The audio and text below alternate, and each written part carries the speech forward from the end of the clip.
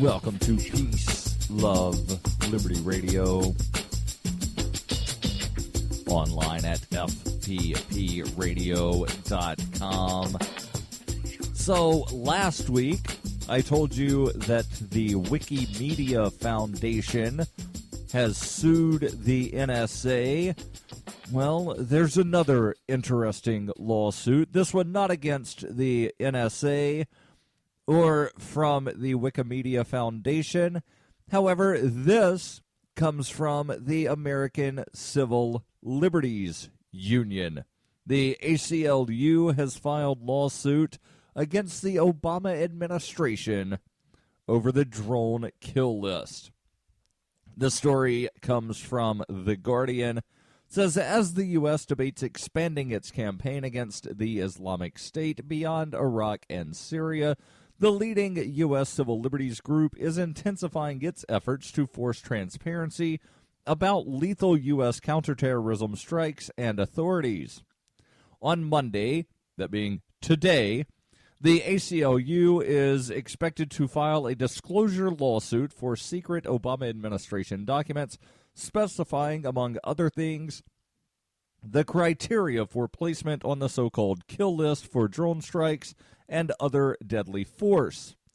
Information sought by the ACLU includes long secret analysis establishing the legal basis for what the Obama administration terms its targeted kill program, and the process by which the administration determines that civilians are unlikely to be killed before launching a strike, as well as verification mechanisms afterwards to establish if the strike is in fact, or rather has in fact, caused civilian deaths.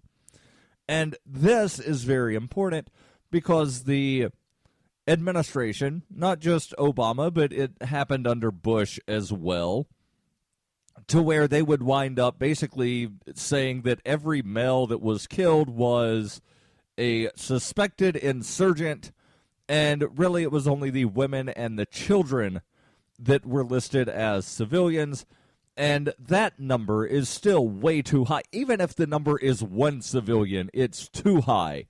But when you have hundreds, and it's into the tens of thousands of people that are being killed with these drone strikes that are civilians, then that is just absolutely way too high, and something needs to happen. So hopefully the ACLU is successful in their suit. The article here continues. It says the suit, to be filed in New York federal court, also seeks basic data the Obama administration has withheld about the number and identities of individuals killed or injured in counterterrorism strikes, according to the filing. In February 2013, Senator Lindsey Graham of South Carolina, who favors the drone strikes, estimated that they had killed 4,700 people. Jamil Jaffer, the deputy legal director of the ACLU, told The Guardian, quote, over the last few years, the U.S. government has used armed drones to kill thousands of people, including thousands of civilians. The public should know who the U.S. government is killing and why it is killing them. The ACLU suit proceeds after the Obama administration disclosed none of the lethal counterterrorism documents through a FOIA request that the Civil Liberties Group launched in October 2013. According to this lawsuit, the Department of State Justice the Justice and the Defense Departments, as well as the CIA, have stonewalled the ACLU's request for nearly 18 months. Recent legal history suggests the ACLU is for an uphill court struggle. The Obama administration, which has called itself the most transparent in history, has thus far repelled or delayed ACLU lawsuits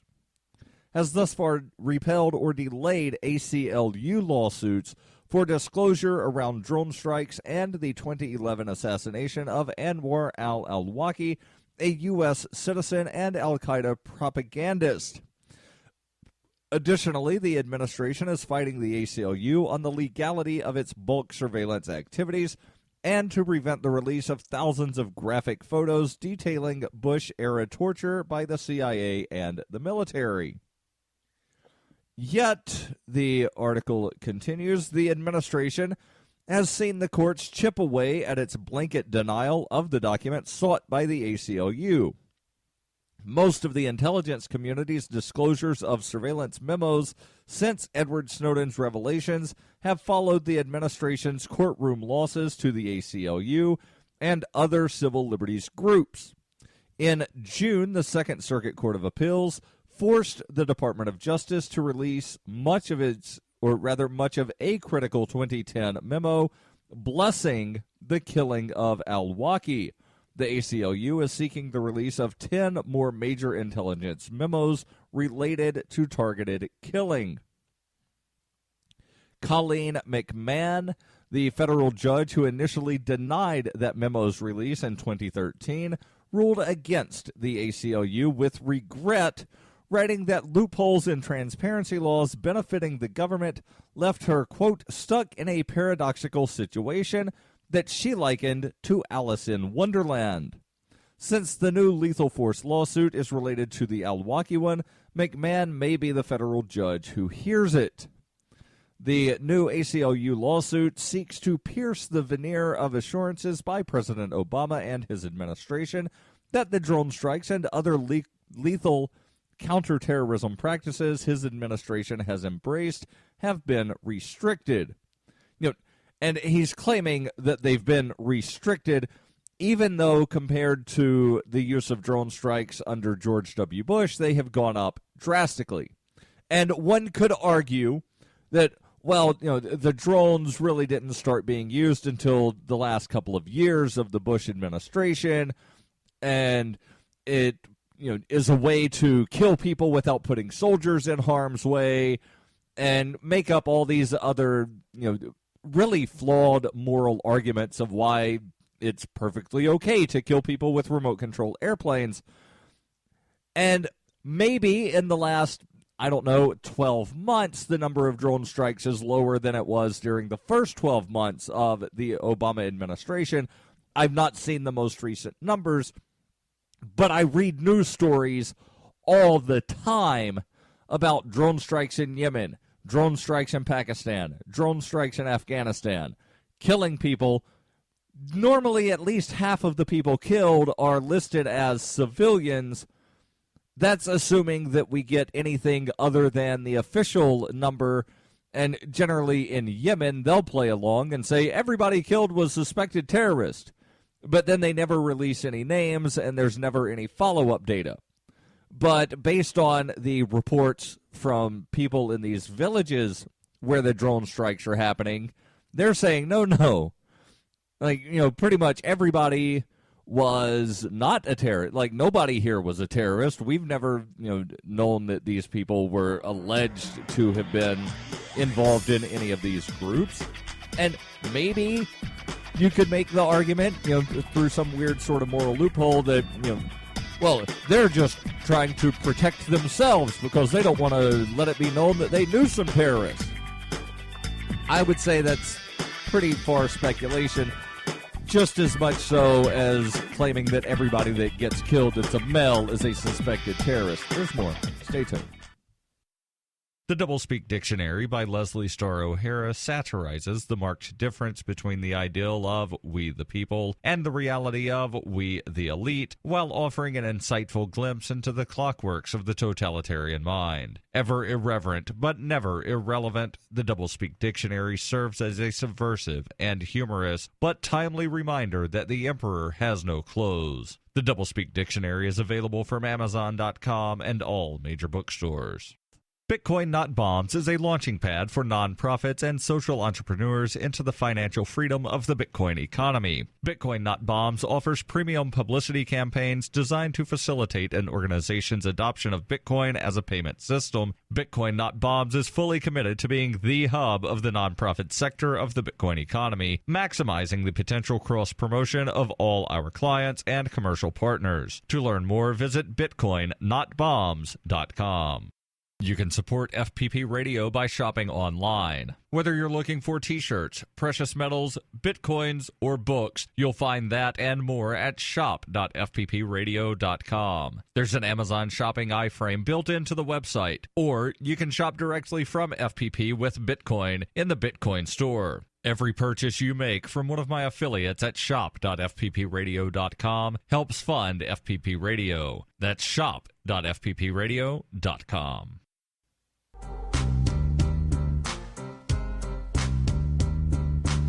Welcome back to Peace, Love, Liberty Radio. Online at fppradio.com. Talking about the ACLU lawsuit against the Obama administration, seeking more information over what is being called the targeted kill list. The article here continues. Obama announced he was raising the still undisclosed standards for launching drone strikes in May of 2013 and insisting on, quote, strong oversight of all lethal action, end quote. He said further strikes would require near certainty that no civilians will be killed or injured. His White House portrayed the acknowledgement of the strikes as a transparency milestone, but the administration still refused to disclose the process and legal memoranda underpinning the speech. While estimates indicate that the drone strikes, still launched by both the CIA and the military's Joint Special Operations Command, have declined since Obama's speech, a November report by the human rights group Reprieve found that Obama's drone strikes had killed 1,147 people in pursuit of only 41 men, prompting questions about the rigor of the process employed by the administration to launch attacks. And I am not sure here if that means 1,147 people killed since the speech that he gave in May of 2013, so from May of 2013 until November 2014, or if that is, during the entirety of the Obama administration up until November. I would suspect the former. I will try to get some more details on that to clarify. The article here continues. It says Obama's 2013 speech and the drone strike decline also occurred before the 2014 rise of the Islamic State and the renewed U.S. war in the skies over Iraq. Not only are Predator and Reaper drones used in airstrikes in Iraq and Syria, but the administration's desired legal authorization against the Islamic State would permit global targeting of the supposedly jihadist army. And I say supposedly here, that this is me interrupting the article. I personally added the word supposedly because I've seen some of the photos of these people that are supposedly, the Islamic State, and during their prayer time, where Muslims pray 5 times a day, you're supposed to face Mecca when you pray. Like, that's one of the basic tenets of Islam, is that when you pray, you face Mecca. Well, these photos show people facing in opposite directions during the prayer time. And Mecca is not in 2 different places. And every good Muslim knows where Mecca is. So either these people are complete idiots, or the photos are fabricated. And in either case, it has me questioning whether or not these people actually are Muslim, or if they're just using the name Islamic State to try to, fool people, and maybe they're useful idiots. I'm not going to go out on a limb and say that the Islamic State was created by the U.S. government or any other government for the purpose of trying to continue the global war on terror, but I will say that I don't think that they are Muslim, and I think that they are probably useful idiots being used in this, manner to try to expand the war. The article here continues.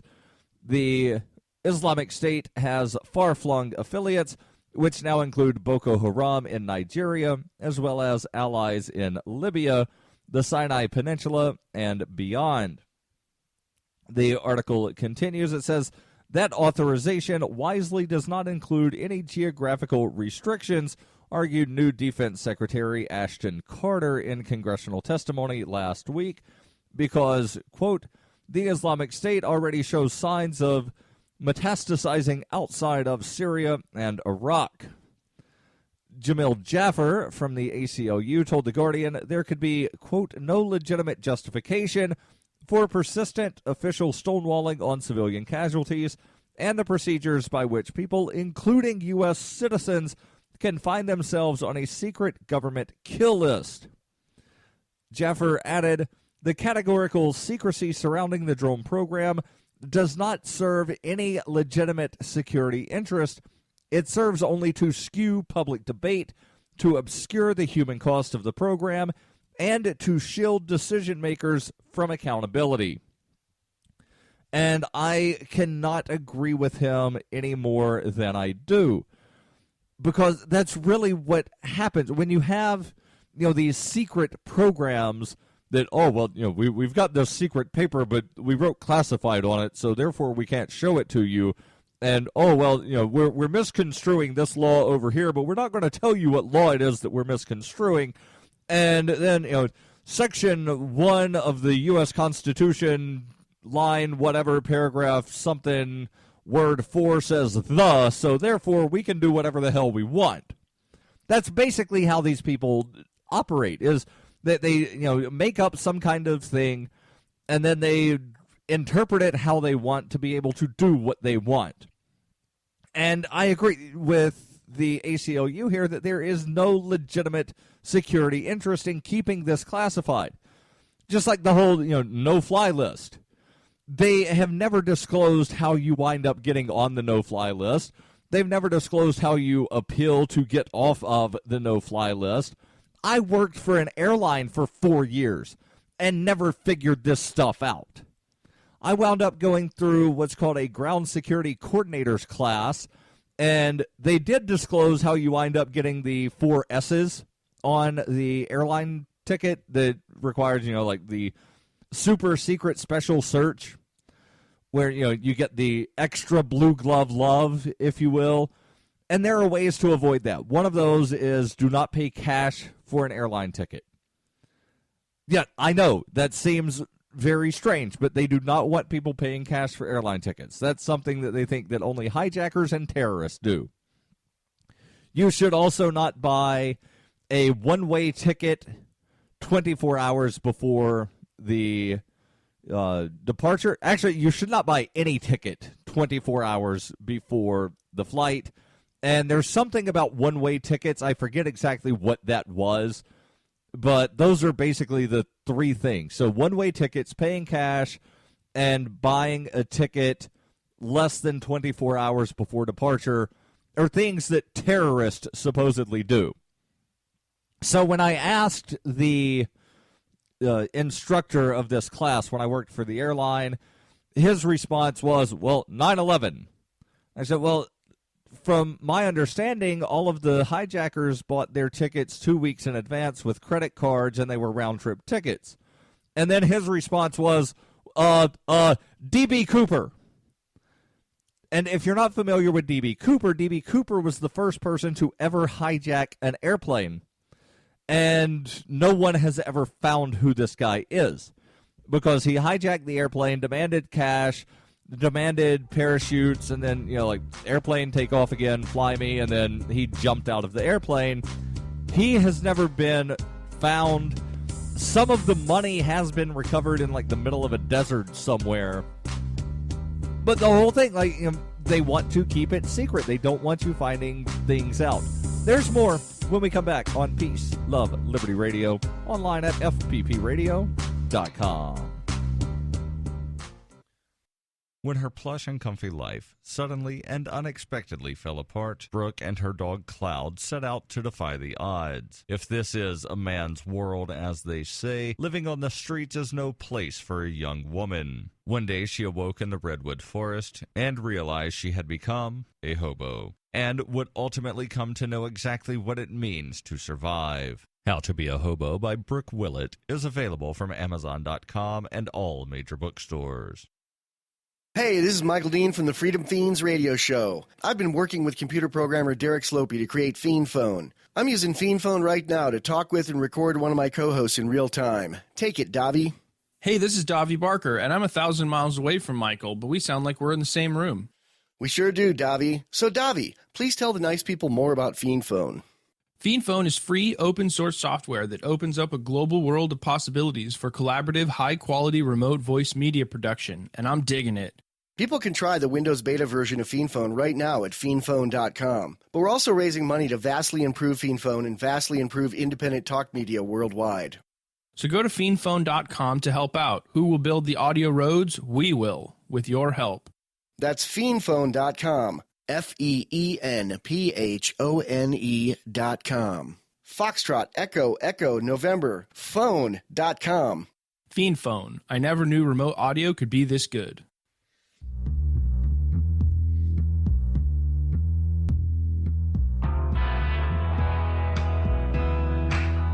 Welcome back to Peace, Love, Liberty Radio. Online at fppradio.com. So, real quick, I'm looking over this article about the 1,147 people killed while trying to target only 41 men. And I am still not sure. I think that this actually is just the entirety of the drone program, but I know for a fact that more than 1,147 people have been killed with drones.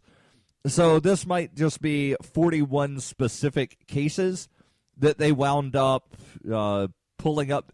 Oh, these are the people that were on the targeted kill list, or at least people that were believed to be on the targeted kill list. And looking at the statistics that they have, several of the people who were targeted are still alive, but a bunch of civilians are dead. So I will post this in the show notes so that you can read this at your leisure if you wish to do so. But real quick, during this last segment, I want to sort of go in a different direction and talk to you about something that actually has me excited and something that I think is probably going to wind up revolutionizing cryptocurrencies and specifically Bitcoin. The reason that I think it's going to revolutionize all cryptocurrencies is because I do see other cryptos sort of taking the lead from Bitcoin in this one arena. So the story here comes from Market Watch over at the Wall Street Journal, or not Market Watch, Money Beat. Apologies, it is Money Beat at the Wall Street Journal. The article is titled, Bitcoin Coder Signs Deal to Deploy BitSats into Space. Now, for a while, if you have been using Bitcoin for a while, you've heard the term to the moon. And that's supposed to be in reference to, at some point the price is just going to skyrocket. Well, when I saw this headline, my first thought was maybe this is how Bitcoin goes to the moon in more of a literal sense, because you're launching satellites into space. Why not put a satellite on the moon? Would make sense. I don't know why nobody's done it yet, but maybe because it's too far. But still, would be something nice to try, right? Actually put a Bitcoin rig on the moon. I just think it would be incredibly, neat. It would be. I don't want to use the word awesome because the word itself means to inspire awe, and maybe it would inspire awe within me to hear about a Bitcoin rig being put on the moon, some sort of Bitcoin satellite mining whatever on the moon. But it's just something that, I'm really excited about this. And hopefully, like I said, hopefully other cryptos wind up following suit here. But let me give you some more information. The article here from the Wall Street Journal reads, Bitcoin core developer Jeff Garzik's bold plan to put many satellites into orbit to provide secure remote backup for the digital currency's growing store of critical data has taken a step closer to becoming a reality. Mr. Garzik's company, Dunvegan Space Systems, announced on Thursday that it has signed a contract with its partner, Deep Space Industries, to build the first 24-unit constellation of BitSats, an idea it first unveiled nearly a year ago.